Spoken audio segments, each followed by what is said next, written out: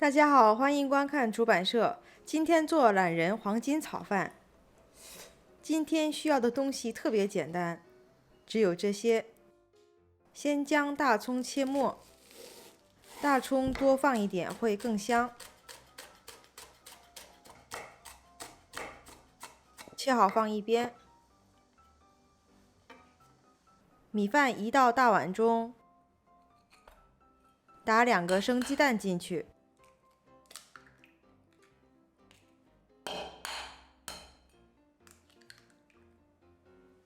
一起搅拌。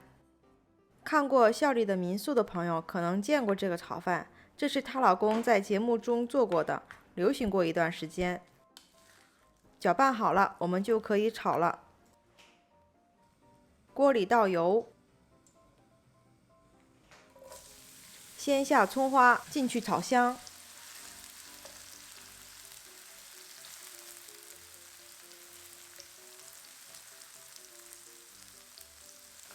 下入搅拌好的米饭，进行翻炒。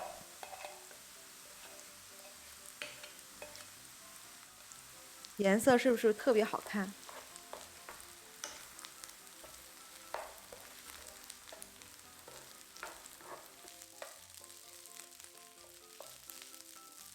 炒的差不多的时候，放入1块黄油，继续翻炒。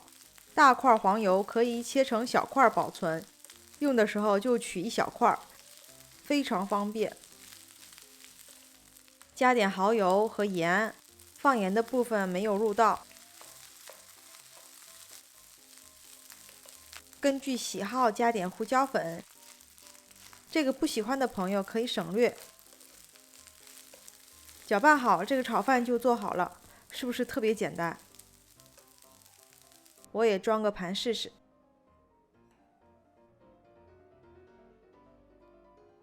不错啊，很完美。